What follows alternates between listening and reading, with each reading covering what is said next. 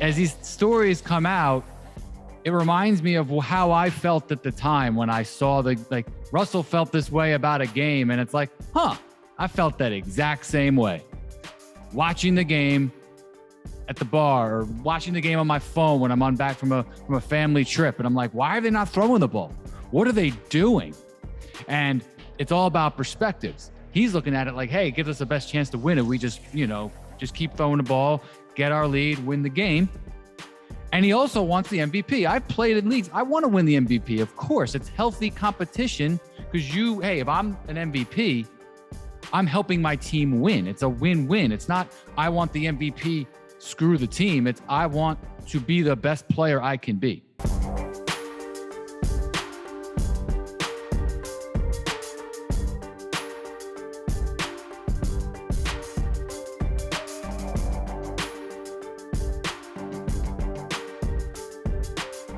All right, welcome back to Raw Sports Debate. I'm your host, Michael Steven, along with my man, Steve Adamson. What's up? Hey, how we doing? Let's talk football. You always yell at me because it's football season. I'm talking hoops. Football time. Let's go. This is September 8th, 2022. Football season's about to get underway. And Leslie and I have made all of our predictions. Division winners, Super Bowl winners. Bold predictions, some not so bold predictions, top three at every position.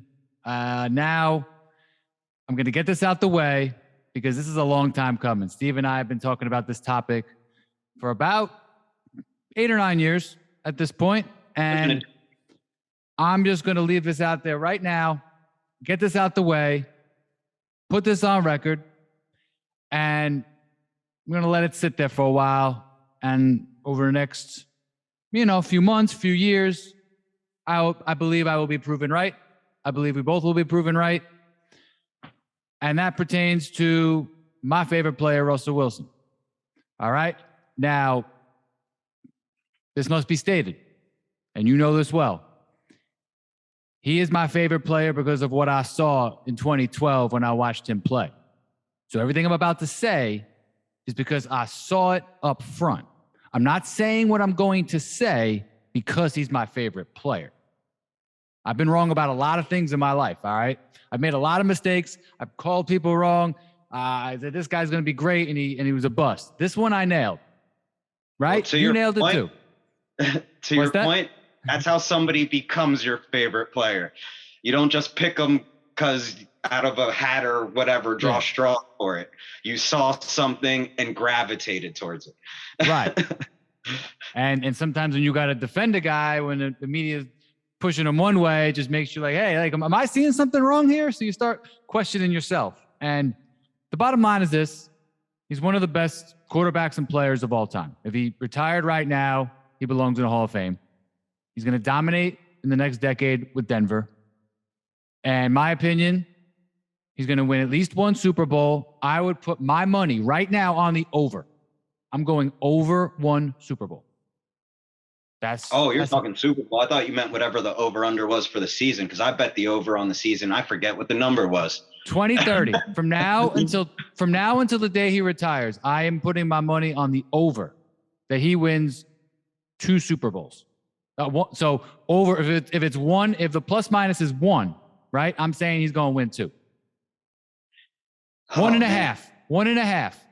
See, I'm with you. I think he should be in more than 1, but I just can't guarantee he will win more than 1.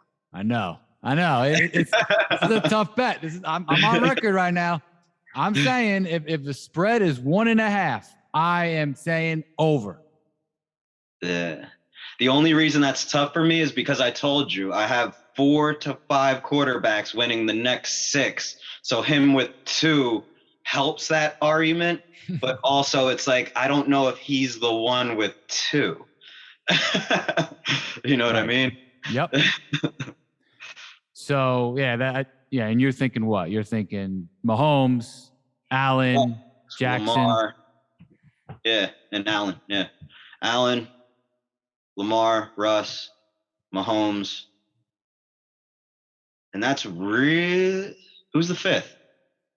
I could have swore I thought of 5 the one day we were just spitballing. Or like when Eddie was there, you guys added the 5th, and I was like, oh, you know what? Let's throw Josh Allen in there because I thought I had 4 before Josh Allen.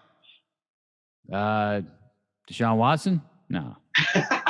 Is he gonna play enough years in the next Kyler Murray?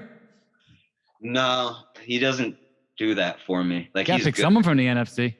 Matthew Stafford, Leslie's boy.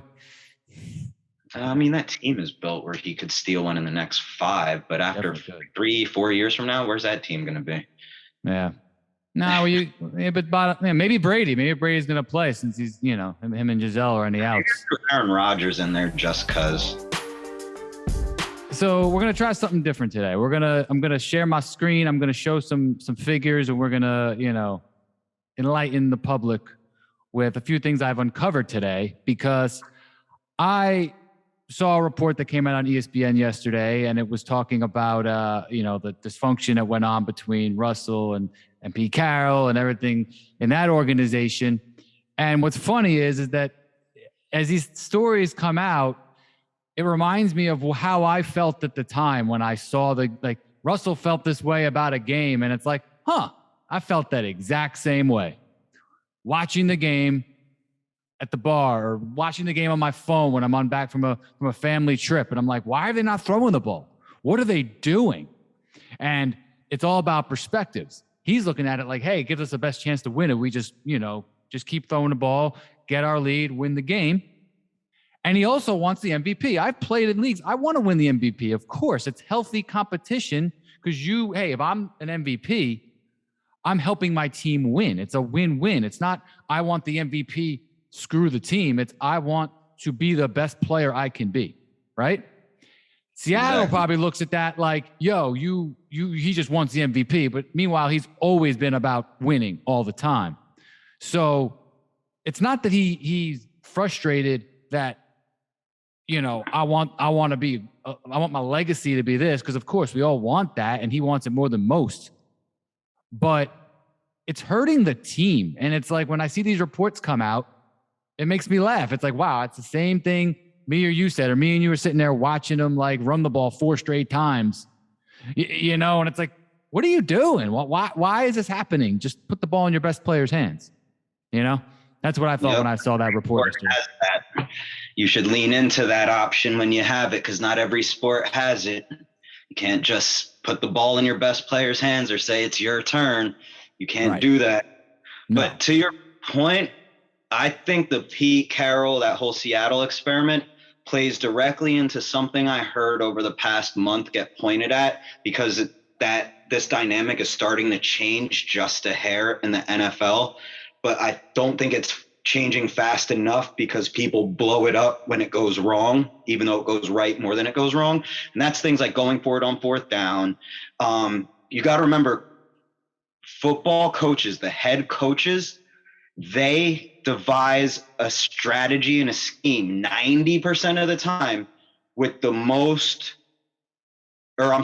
least variables to lose a game, not the most variables creating potential to win a game. You're taking away factors that cost us, not factors that make us, which is ironic because it's an American-based sport and we're so capitalist, but yet nobody is pushing the envelope or betting on themselves. Nobody's doing it. And that's a side note why on and off the field, I love Lamar Jackson. He's changing that rhetoric in his contract negotiation now. You see the McVays and the Harbaughs of the world going for it on 4th down. All of these things tie together because the people that are already there are purposely pointing out mistakes that are happening that they would never attempt, and making sure that bell gets rung as loud as they can, because they're worried we're all going to notice their dinosaurs once McVay starts taking all their championships. I was just going to say that. I was going to say, because you've been saying for years, hey, back when Seattle had everything together with Wilson on a cheap contract, and they didn't have a good line after the 2012 season, but they had a ridiculous defense. And you were like, hey, they're just playing not to lose, so to speak. There's only one way they can lose. They're trying to minimize possessions. And I'm like, well, yeah, that's like Steph Curry passing the ball into the post into Kevin Looney. It's like, what are you doing? Like, yeah. And then trying to get open for a kick out like he's going to command a double. What are you like just tall? What are you doing? Just maximize your possessions. Russell Wilson's a touchdown throwing machine. Steph Curry is a 3-point machine. Like, what are you doing? Like, that's just hit the McVay would have done that. McVay and Steve Kerr would have done that. Pete Carroll's a dinosaur. Now you just added the next level of nuance of where I was going and actually showed how it gets there. Now think of it in Pete Carroll's shoes. You go to the Jets. You're considered this player's coach for your career, right? You have success in college, which means you can relate to young people and get them to follow you as far as how you talk and how you hang out around them. They trust, obviously people trust him, especially initially and when they're younger. So he goes to the Jets, pops in and out of the NFL and fails, right? Now, what did I just say about how the older coaches that are already there are pointing out these things? So now he comes back with Seattle. Perfect storm, good quarterback, great defense. You started adding in aspects of the politics, but add in his maturity and growth process. So you went to the NFL and fell flat on your face. But then you open up the playbooks in college and you're doing all kinds of stuff, although you do have a sick backfield. But Reggie Bush wasn't a handed off 30-time guy. So where is this all coming from? You go back to the NFL and all of a sudden you play it conservative. It's my first year I got this quarterback. I know my defense is good. I'm not sure about this quarterback. Let's build it up. You get to the Super Bowl, win the Super Bowl. Pause. He was 7-9 and 7-9 before Russell Wilson was drafted. Right. Just remember that with Seattle. Yeah, so that's even better. So that actually should have said, wow, the defense did get better, but there really should be something here. But again, after you go 7-9, 7-9, it's like, I don't know what we have. I know the defense is good. If I don't win a lot of games this year, I'm probably on the hot seat. But the defense is dope. And then Russ crushed it in preseason. And it's like, we might have something here and I can protect them. Here's where it went wrong. He wins the Super Bowl. Everything goes right? Except on paper, at face value, I guarantee you, when he got back to his coaches fraternity, the older coaches told him, see, I told you we were right, and you just have to lean into your defense and run it. And then he was like, I know, you're right. But really, it wasn't the case. The team was already just good and balanced. He actually probably could have got it done easier, but they had never been there before. And to your point, 7-9, 7-9. The defense, I know, got better. Russ got better as the year goes on. He still has more to grow. Here's what happened. Pete patted himself on the back, told Russ, good job, then made himself think he got better, but didn't allow or acknowledge or allow, however you want to say it, or something between those two words, Russ to get better. So therefore, as far as the media rhetoric, Russ isn't any better than his rookie year. The defense carried him. Get him a good defense and he'll win it all. That's the rhetoric. So much so that Denver, before Russ ever got there, they're a Super Bowl contender if you just get a quarterback. They're a Super Bowl contender if you just get a quarterback. Quarterback walks in. Well, who do they really have? Are you kidding me? He's the third best quarterback in the division now. No, but it's even, how did the media make everybody worse on the Broncos the second Russ shows up? Wow. Like I said, all last year and the year before, that's a Super Bowl roster if you get a quarterback. That's a Super Bowl roster if you get a quarterback. That's a Super Bowl roster if you get a quarterback. As soon as Russ shows up, it's like, yeah, but how good is that receiver they drafted? Is that defense really that? It's like none of these things were issues until Russ showed up. Now, if Russ kills it and the defense is solid, they're going to credit the defense again. Because remember, that was a Super Bowl team before he got there. Nobody's saying it right now. They were saying it for a year and a half to 2 years. But watch, as soon as Denver's 5-2, 8-3, or 7-1, if they strike lightning in a bottle, be like, well, everybody knew they were a Super Bowl. Like, please. Well, that's why we keep in receipts. And that's why I'm getting out ahead of this now on the first day of the NFL season. And of course, in 4 days, we got Russ returning to Seattle, which is going to be hilarious. So I'm going to share my screen. We're going to go through a couple different things. We're going to talk about what me and you see on video. And I want to actually display this because I think it's just simpler just looking at it and talking it through. All right. So, not to mention, if you say it without showing it, people are going to argue with the actual fact. Right. Okay. So what do we care about with quarterbacks? Accuracy. I'll just start off with a bang here. All right. He is the most accurate quarterback I've ever watched on a daily basis. Okay. And I've watched Brett Favre. I watched late career Steve Young, Dan Marino. I'm talking about all angles and tight windows without turning it over. Aaron Rodgers is the only one on that level. And it's like no one wants to give him credit because he's 5'11" and black. Point blank, I said it the other night, I'll say it now. That's what it is. All right. Now, what do you agree with that assessment? Is that too far? Yeah. And here's why, and some will try to say I'm comparing apples to oranges, but why is it half of all of the football talking heads, let's say, are still under the impression Baker Mayfield's a top 10 to 15 quarterback in the league, and the other half think he's a backup?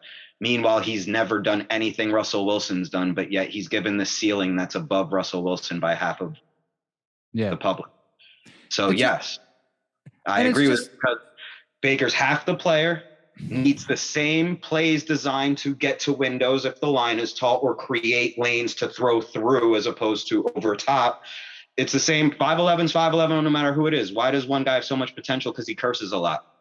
Well, and I think an even better example is guys like Drew Brees. So Drew Brees is not as athletic as Russ. He doesn't have, he used to have a great arm, Brees. Okay. But I think Russ is a little bit stronger of an arm. Russ had a stronger arm than Brees. That's just what it is. Yeah. So why can Drew Brees prosper? And he played in a dome, and we'll get to him later when we go over numbers. But why is Drew Brees, Steve Young, we were talking about a couple inches here. It seems like it's all about the jumping off point and where the narrative started with him. So I digress, because let's go into accuracy. All right. He's got the moon balls, the incredible deep balls. We know that. He made plays in 2013, 24, early on in his career. He'd be running for his life, get hit by one or two guys, and just put a ball in a window that just didn't make any sense. And it was like, announcers was like, oh yeah, he must have been throwing that away. He even did it with that Lockett play on that Monday night game or that Sunday night game. That incredible running sideways, getting hit, throwing it corner of the end zone, nowhere to put it. And it's like, yeah, he was just throwing it away. It's like, yeah, he's been throwing it away for 8 years now. Like, oh no. I'm kidding, obviously. Yeah, let's go to a drill though. Go to the Pro Bowl skills competition when it was super windy, and I watched 3 other quarterbacks, and I only remember the last one before Russ was Mac Jones. And it's windy, and I watched the wind mess with a bunch of Mac Jones's throws, and he missed so many of the targets. Russ went 5 for 5 before he even missed the bullseye on a target. Yeah. Like what he did in that drill compared to everybody else looked like a professional next to high schoolers. Yeah. And literally. Again, that's just practice. You talk about the game itself. Yeah. He was just throwing darts. Like, well, no, this is easy. Like, let me dump this 30-yard fade into the bullseye, this other one and he literally started with the deepest, most point ones and worked his way closer and was like 4 of 4 or 5 of 5. And because he tried to show off and gun the over the middle one, he hit the thing but missed the target, and then he just bullseyes it again. Like the dude, he can do whatever he wants. And to your point, remember when I was like, it just annoys me that when a guy's open on the deep ball, he throws that lob where they have to fall under it. Let him keep running. But he did, don't get it twisted. You can't hold that against him. That was on purpose because he guarantees catches. Yeah, and then if it's close though, if the guy's right on him, he'll put it right in the. He'll throw it perfect, and he'll just run with it. Yeah. So that's again, you have the drills combined with this, to prove that he evolved to being comfortable. But the only time he played the numbers was when he knew this isn't going to go for a touchdown, but let's make sure we get the 50, boom, and let him run under. Yeah. So he's an all-time great quarterback in terms of accuracy. Now, athleticism, for his first 4 years prior to his, I think he had a high ankle sprain and a sprained ACL, and I think he never fully got back to 100% capacity after that. But the first 4, which he somehow played through an entire season, by the way, which is insane. Kind of Brett Favre did. He did have a tough year. But the first 4 years, he had supreme quickness, elusiveness, raw speed. Like I compare him to Steph Curry and Chris Paul. It's like he had Curry's quickness, but he had Paul's like stop, start, and just 360 vision, which leads me to my next point, which is like he does these crazy circles, knows where the line of scrimmage is.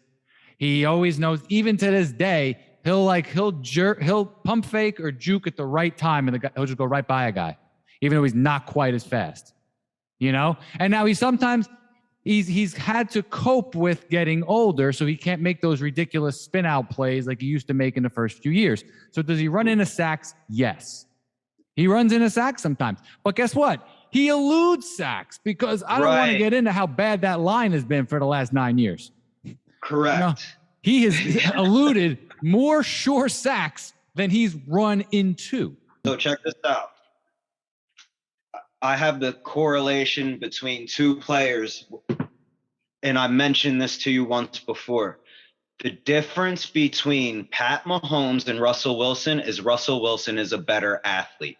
Other than that, it's very close and the same. And you just described the difference on one end, and I'm going to tell you what the other does because they're not as athletic, but it's for the same thing. And just like you said, he's running into sacks, but he also eludes them. But the reason you have to look at it as 66% to his advantage is because not only the sacks he eludes, but the time he creates is a sack for 20 minimum 20 of the other league teams' starting quarterbacks.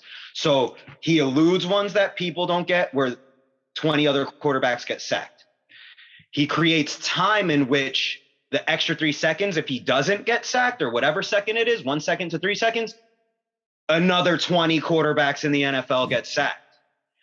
And then he can get that playoff, and then maybe he gets sacked. So to your point, I'll acknowledge what you're saying from the other side as a negative. Okay, maybe he walks into a few sacks he shouldn't.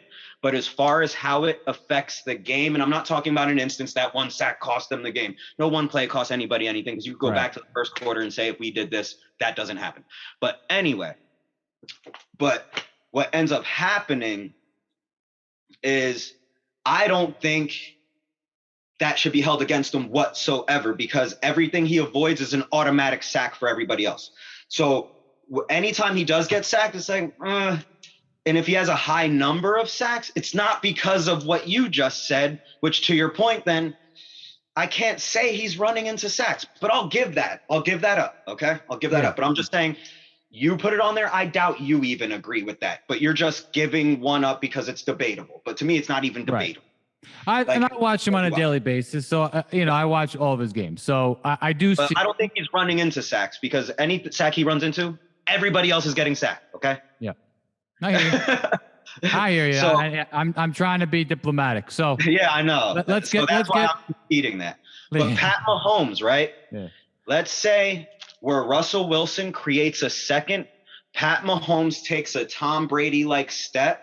And I actually think he sees the field and has more arm hubris, and always had a better arm than Tom Brady had as far as strength goes.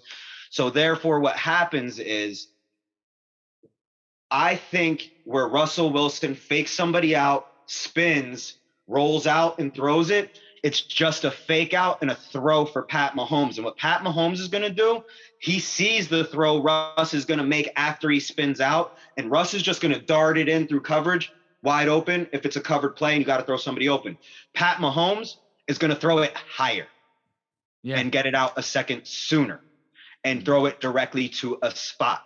So what is potentially a Russell Wilson sack, like let's say he rolls out and then the one look isn't there, he fakes somebody else out, that's where he starts holding it too long and he should have ran. Right. But that's where he turns into McNabb, Cordell Stewart, and a bunch of the other guys that were too busy trying to throw or hold on too long to throw because they were trying to overcome the rhetoric of their blackness. Okay? Yeah. So I hear that. I'm not saying he's a full victim to that yet, but it could be coming. And that's the only thing, because you said a very important word in the opening part. That's what's going to determine the next decade. And yes, it will be a decade of this. The dude is going to play till he's 40 to 45. That's just a fact. All Hall of Fame quarterbacks that don't get injured are playing till at least 37 now to 40. Yeah, and the same people are doubting him. The same people that are doubting him now are the same people that were dead wrong about him 10, 15 years ago. And I just read one article on ESPN. I watched him play. I read one article about how hard he worked at Wisconsin or NC State to play football and baseball. And then I saw what he did at Wisconsin. I was like, it's over. I'm like, that guy's playing for 20 years. Like that kind of mindset. That's why I put on here. Players like that don't get worse every year. But look at this. Leadership, right? When you watch him play, he looks like Montana. You go back and watch Montana's eyes. He was like non-reactive, very chill. And that's why I say Michael Corleone, man. He is so non-reactive. He cares that much about winning. And you know why I wrote Pete Carroll's Hyman Roth? Remember Godfather 2? And Michael Corleone was like, yeah, Hyman Roth, he thinks he's going to live forever and he wants me out. That's what happened. Pete Carroll thinks he's better than, he's the guy. He's that guy. No, and now. That's because remember, I gave you the timeline. He thinks he figured it out on that Super Bowl. Oh, the team was better than he gave credit to. You wait till I uncover all this, all right? Now, and here's other intangibles why I root for the dude. He blocks for his running backs. He chases down guys and knocks over linebackers to tackle people on interceptions. All right, this is not common. A few guys do it now and then, but you don't see star quarterbacks doing that. He doesn't do it quite as much now. And then, of course, the back-breaking defensive plays and the comebacks, because he's always so freaking positive, almost to a fault sometimes, that he inspires the rest of the team, something I think that as the numbers show and as the video shows, Aaron Rodgers doesn't have the same comeback ability from deep, because you need to inspire your team. So correct. That's what I move up. And a professional like Russell Wilson. He's a professional, but it's solely for the money. But listen to what you described before you got into leadership and what you went back to with Wisconsin, the mindset, the willingness to get better. Now add in just something stupid like when it came time to buy his line presence, he bought him stocks instead of a Ferrari. Like by itself means nothing. Added to what you just said, he's a professional. Right. Among professionals, where you can find flaws in, let's say, the Aaron Rodgers professionalism, because none of his receivers ever fully back him. I've seen bum receivers back Russ. You see what I'm saying? Well, yeah, let's not get into all. No, some of the receivers had issues with Russ, but I think that was more of him not speaking up to Carroll. So, and again, that was only a good receiver on that team. That receiver goes to any other team, and not a good receiver. Yeah. So again, he's the same as the other receivers. It was just one outlier in the entire receiving core that was overrated compared to the rest, because he needed to be overrated, or otherwise you have to acknowledge how good Russ is. Yeah. I can go on for days about how he gets maligned, but Troy Aikman had a better offensive line, a better receiving core, an all-time line, an all-time core, and the rest of the team that Russ had wins 3 Super Bowls, and he's a legend, but, Russ got carried. So let's move on to numbers here. I know there's a lot on this page, but let's focus up here. We'll start top left, all right? Winning. I'm comparing Russell Wilson's 10 years, his first 10 years in the league, to the 4 contemporary legends, Brady and Manning, Rodgers and Brees, and Patrick Mahomes' first 4 years, all right? So I got totals up here. As you can see, Russell's numbers are in orange, certain ones, all right? You can see they're pretty comparable, right? All of them have played most of their games. They win 66 to 80% of their games. A lot of comebacks, a lot of game-winning drives. Rodgers noticeably low. Just saying.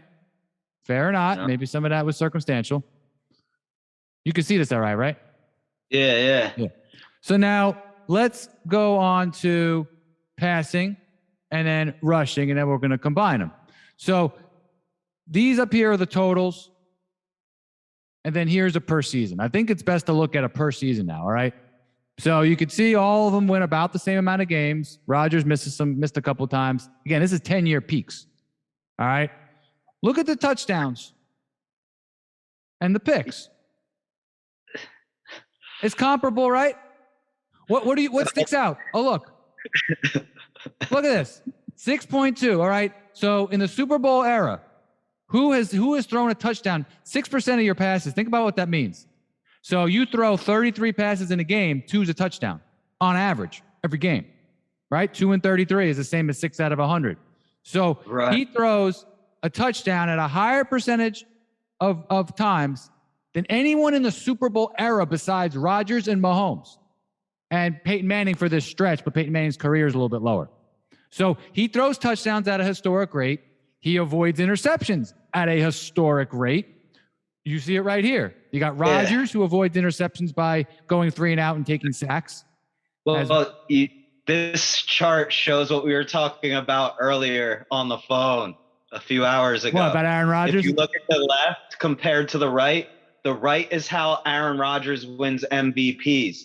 The left is why he doesn't win Super Bowls. Because if you look at the win percentage, Russell Wilson aside, this is what I started laughing at. Russell Wilson and Drew Brees aside, not to mention the Saints were a little funny, but look at the win percentages of all the rest between Brady, Rodgers, and Manning, right? 78%, 76%, 79%, even if you look at Mahomes.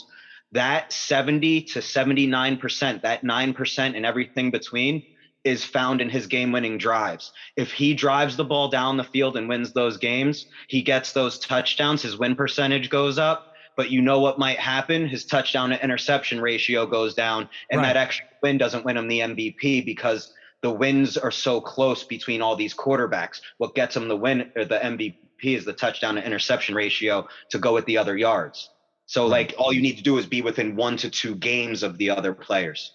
But literally this shows the middle column, right? The middle right column that says passing. That's why he wins the MVP. This winning column is why he doesn't win Super Bowls. That's fair. You got to take risks. And before I move on to so again, you see here, Russ throws Mahomes too. Russ and Mahomes throw touchdowns and do not throw interceptions at historic rates. But Russ's superpower here is look at the yards rushing. He's 4th all time already. 4690 rushing, and he's got some receiving in there too. All right. So he's an all-time great thrower and runner. This is through 10 years. This is undisputed facts before we get into all the nuances of the things that are against him. Now look at your first 10 years only, okay? Regular season wins and total regular season touchdowns, all right? So you got Peyton beats him 105, 104 in wins. Russ wins 113, 112 in wins, including playoffs, and then 322 to 312 total touchdowns. First 10 years of a career. Now, I'm sure Mahomes might top one. that. Has Marvin Harrison, Reggie Wayne, and Dallas Clark. And a dome. And Edgerrin James and Marshall Faulk. And a dome. And didn't play in the NFC West. And didn't have Pete Carroll. But he played in the earlier era. So he also had 50 more turnovers. But I'm trying to be diplomatic here.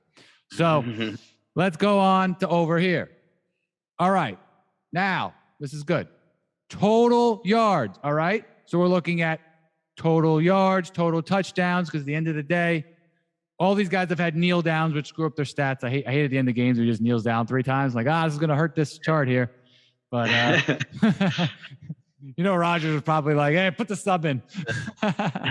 We love you, Rodgers. Anyways. It's like, hand it off. If you fumble, I'll kill you. Killing my chart on a Raw Sports Debate. So look at it here. This is an average year. I mean, so you look at it. What's the difference between Wilson and Brady, Rodgers, Brees, Manning? A little bit less volume. Rodgers is, injuries impact him there. But with the other guys, it's a few hundred yards a year. And all are between 30 and 40 touchdowns. Yeah, and he throws 32, and they throw 35, 36, 30, and they get a total of, and the picks are about the same. And Russ doesn't fumble the ball. 25 fumbles in 10 years is pretty good. Peyton never fumbled, by the way. Incredible how he never really fumbled. But he never got hit. He falls. Yeah, well, that's a talent, man. Because Brees and Favre and some of these other guys, they lost more. Now, something I want to mention real quick, in my humble opinion, Pete Carroll cost Russell Wilson 8 touchdowns a year. I think he cost him 1 touchdown every 2 games.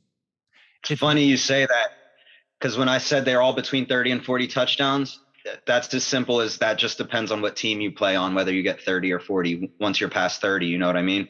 Yeah. Like, you're going to go to 40 if you have the receivers to do it. If you have the running back to stay balanced and avoid injuries and not be so one-dimensional, you're going to hang out at around 35 plus or minus. That's just how it goes. The best quarterbacks hang around 35 if you're balanced. You're up closer to 40 if you're not balanced. That's just what it is. And that's what Mahomes has. He's right now 4 years in. He's got 40 per year. So I think that if Pete Carroll didn't take his foot off the gas in very obvious games where it's like, hey, like, you're up big, just go. You're up big, just go. Just keep going. That costs him, like, once a month, that's costing him like 2 touchdowns. And then another time where it's like you got conservative against the wrong team, you could have had another one. It's like 2, 3 per. I'm being conservative, I think. Yeah. And, you got to remember, the defense got worse every year after the Super Bowl for the most part. Not better. Russ got better, but you had a coach telling the media and all of us and even his own team, the defense is what's carrying us. Defense and run game, defense and run game. And then you start building strategies around a personnel that's not conducive to your strategy. Yeah. So then here I'm taking shots at people. So he had to deal with Pete Carroll, the O-line, and then he had some sacks and 3 and outs to offset his picks. He's a lot of Rodgers in him too. All right. Wilson last year, last couple years, last year and a half, had a lot of Aaron Rodgers in him. All right. He didn't want to make mistakes. A lot of that could have been Pete Carroll though. All right. Brady, I got nothing bad to say. He's won 4 rings in I used his last 10 years. Right. Rodgers, we talked about it. I think he's awesome in some ways, and I think he's incredible to watch, but he has his flaws as a human. And then he has the sacks and 3 and outs. Brees. Rodgers is the best quarterback in a non-salary cap league, and you get to pick any players you want in fantasy land. Yeah. Yeah. And dome for Brees. All right, Brees. I don't mean any disrespect to either of these guys, but Steve Nash is one of my favorite players to watch. He's one of the best 10-point guards of all time. Right. But he was enhanced when he went to Mike D'Antoni and played in the 7 seconds or left Suns. Drew Brees was not putting up. I know it was a different era than right now, but he was not that great with the Chargers. He was not Brady Manning level. Then he goes to Sean Payton in a dome with weak defenses. And by the way, after his Super Bowl win, which he shouldn't have won because Brett Favre and the Vikings should have won that. All right. He got screwed later on in his career. I get it. But 4 7-win seasons in the next 5. And I had to sit here and listen to how Drew Brees was way better than Russell Wilson while Wilson was winning and making Super Bowls. Because, when the shoe's on the other foot, volume stats only matter. Well, guess what, Drew? I don't think Russell Wilson. Can you imagine Russell Wilson winning 7 games in 2014 to 2013 to 2015 with Sean Payton in a dome? Are you kidding me, bro? He put up 45 touchdowns a year. Drew Brees was a better leader, and it was his pregame ramp ups, like as though he was Michael Strahan. Michael Strahan's last year on the Giants when Michael Strahan's last year with the Giants, he had the best huddle before a game. Yeah. Drew Brees took over that next until he retired. Everybody showed you the Saints pregame. Everybody did. And it was just because he was a loud, rah-rah quarterback. Like, he was Psycho Tom pregame. You didn't have to make him a psycho. You know what I'm saying? Yeah. People leaned into it. That's all that was. But Russ is just, and Brees, no offense to Brees, but Russ is just a little more athletic. And that's the difference between them, in my opinion. Brees was just like I said about Russ that you described. Brees was the ultimate professional among professionals. Yeah. And so was Russ. It's just we don't credit Russ that way. But yes, he's just like Brees. Just doesn't do all that rah-rah shit before the game. And now, let's see Peyton. Peyton played in the dome for 8 of these 10 years. And then I showed, Mahomes just has the 4 years. But, here's the Super Bowls and the trip. So you can see. My point here is that we sometimes forget when Russ got traded. Number one, that's very unique for a quarterback that great to get traded in their prime. But I guess what's frustrating to me is that he doesn't get treated in this realm by most people. Yeah, no, he's not even put into a category with any of these people, like half the time. Like Justin Herbert's phenomenal. And but he's he already played in a playoff game. You don't get the And he's peak. already in this list as far as everybody else is concerned. Oh, what does he have? What is he? He's tall and white. Anyways, so now let's so go far to me, all he's proven is, like, what do I always go to? Congratulations. You've just become Jeff George and Vinny Testaverde. You win, you'll be better. Yeah. But they were great too. I know. You're going to love these numbers right here, all right? So this is just a snapshot. I wanted you to see this because this is going to make you laugh, all right? Look at these 5 like half seasons that he had. Because remember that rhetoric early was like, oh, he can't win shootouts, or oh, when he's a high volume passer, they don't win. 2012, 2,712 yards, 24 touchdowns, 4 turnovers. And then, so that's rookie year. All right. So right there, he's 5th in the league. This is all different than Herbert, remember. For some reason, Herbert got this elevated him. Well, the other part is that Carroll handcuffed him for the other half of the year. Oh, I'm sorry. Herbert had a worse record, and it still elevated him. Do you remember this 2017 year where they had no run? So he was their leading rusher too. And then they like the kicker missed some kicks. Carroll got all conservative, but look at that middle stretch there, bro. Like 326 yards a game, all those touchdowns. And then 2019, he was ridiculous. Look at that, 25-2 in the first 9 games. Guys got hurt. They didn't get Josh Gordon back on the field. I think there's a conspiracy there. And then 2020, the let Russ cook era, is hilarious. And I'm going to show you another thing in a second. 2020, he is on pace to break the record of touchdowns in a season halfway through the year. And just I remember that. Huh? I remember that. Yeah, we were at Buffalo Wild Wings watching them lose to the Bills as I'm calling out, hey, run a screen. Run a screen. Hey, can you please run a fucking screen? And then they finally run a screen and it goes for 40 or 50 yards. And I'm like, oh, that was 3 drives too late. Like, and again, like it's not that I don't get that mad at games. I really don't. I get mad when I call something from the couch or the bar and I'm right and it doesn't happen. And it's like, and you're not the paid professional. Yeah. Like me and my dad talk about it all the time. We're calling it out before it happens. Like, yo, you should throw here. Oh, you should do this, that. And they don't do it. And it doesn't But what did work. I say at the beginning? Head coaches are scared to fail. If you run that screen earlier and it gets blown up, it's a wasted down, a lost play, a potential fumble. Like, head coaches are the most conservative scaredy cats of all leagues as far as the NFL goes. Baseball coaches got more balls than they do. I want to mention that ever since his beginning of his career, Russ has been incredibly clutch in big games and big moments. And it's also a pointer that Pete Carroll let him cook. On big games, he just let go of the leash and it worked most of the time, as these numbers here show. So he beat Tom Brady 2012. He should have won at Atlanta in 2012 on the road. He had 445 yards and 3 touchdowns. That pick was a Hail Mary after the Legion of Boom let Matt Ryan go 50 yards in 2 plays and kick the game-winning field goal. And then he starts off the next year going 25 of 33 for 320 on the road against the 12-4 Panthers. Okay? So again, he's not accurate. He's not a pocket quarterback, Steve. He went 49 of 69 for 705. What was the score to that game? This one? Yeah. 12-7, they won. He threw the game-winning pass. But here's the point, Steve. 40, look at these numbers. That didn't look right. 40, I know. Wow, it was a field position game, and he got beat up. I watched that game. Yeah. Dude, he got beat up, and the announcers are like, yo, it's amazing what he's doing, getting all these shots. Bro, look at these passing numbers. You know what the problem is, though? The total score. It makes the defense look better than it is. But look at that. Look at those passing numbers while he got beat the hell up this game. So that's when right there I saw it, and I was like, no, that's an elite pocket quarterback. So then he wins the battle for the number 1 seed against Brees. He threw the game-winning touchdown pass against the 49ers, 50-yard strike perfectly.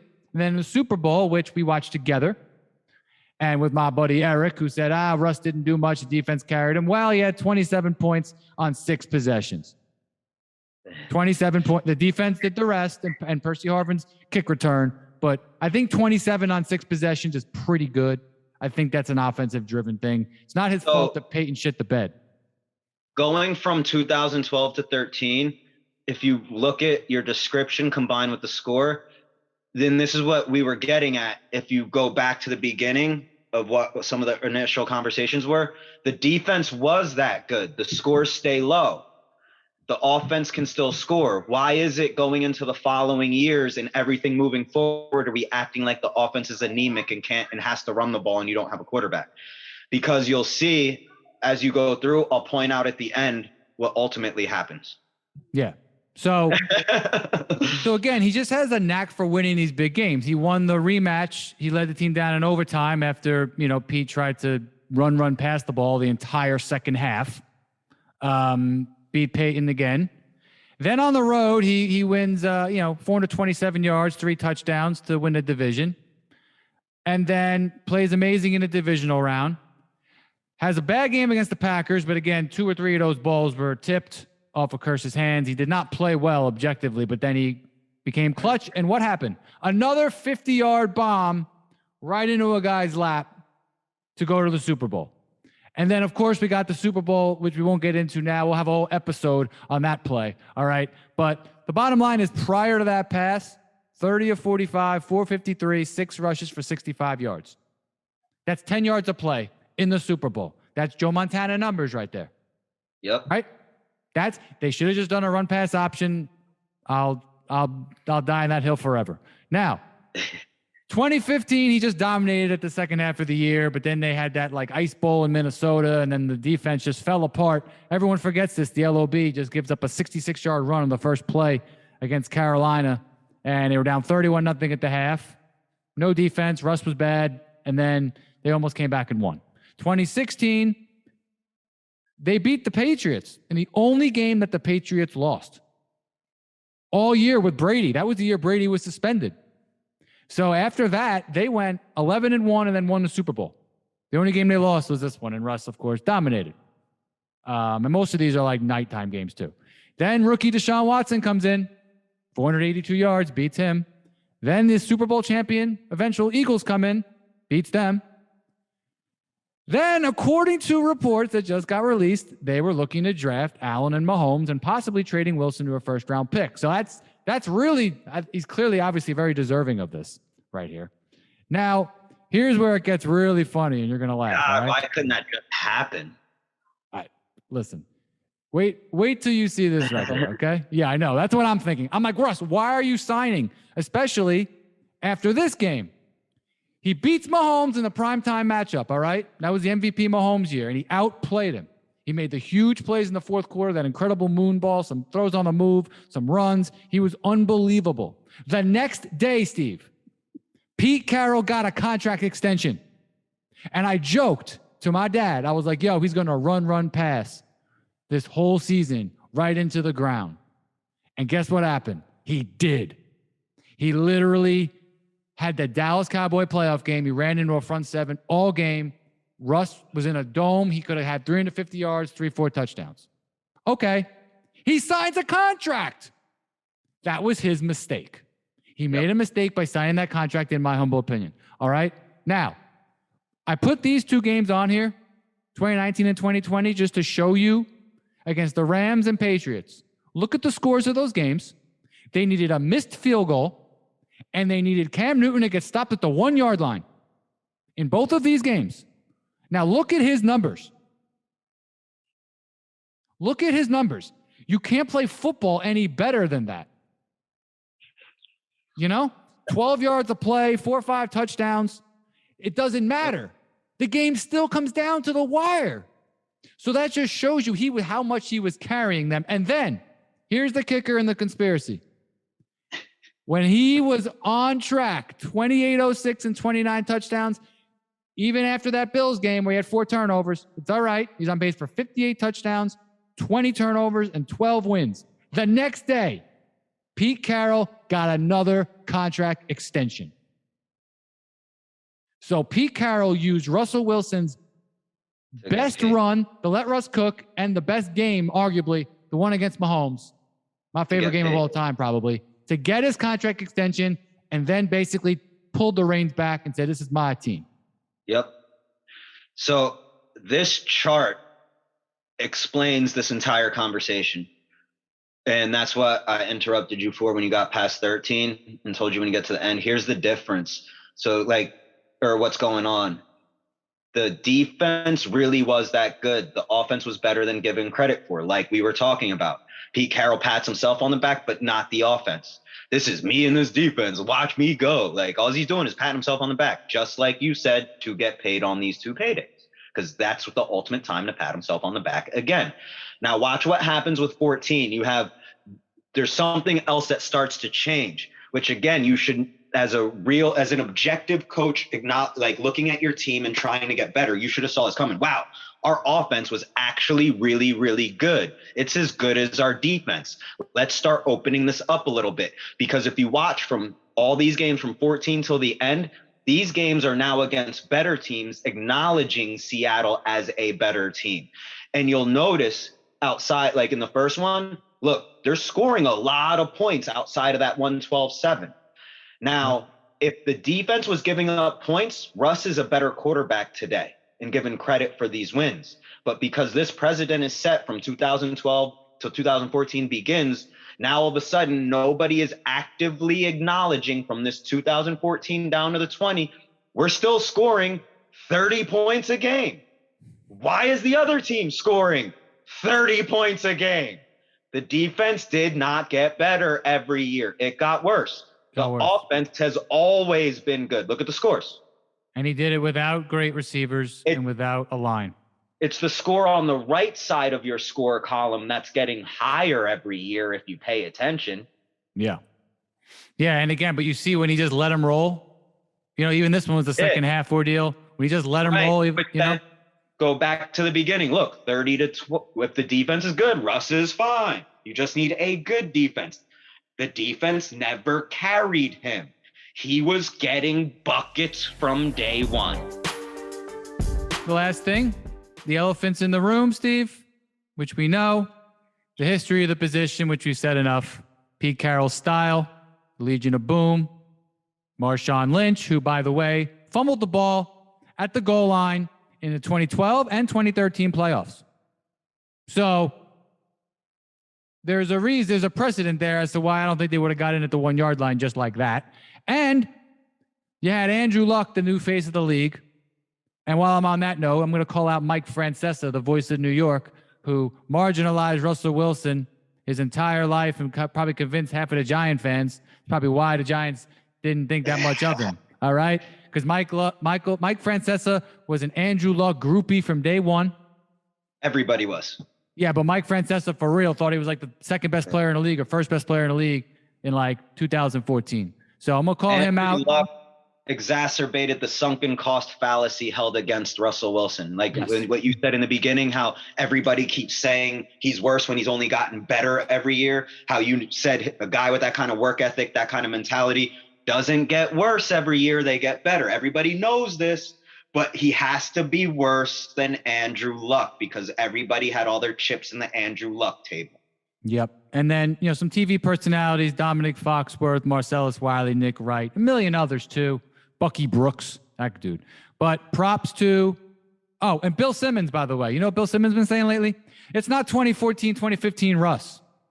As if all those games from 2018 and 2019 and 2020 didn't happen, Bill.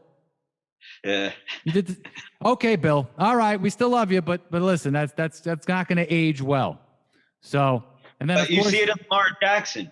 So many people were anti-Lamar because he could run that they'll discredit his MVP. Oh, so what? He wins an MVP. Oh, so MVPs are so what now? You sound like Gilbert Arenas talking about, so Giannis won a championship. Cool. Oh, so now it doesn't matter. Now it doesn't matter at all. Meanwhile, I have to listen to Eli Manning's greatness just revolve around a goddamn Super Bowl. But listen, I think we had a fun time and we broke down why Russell Wilson's one of the best quarterbacks of all time.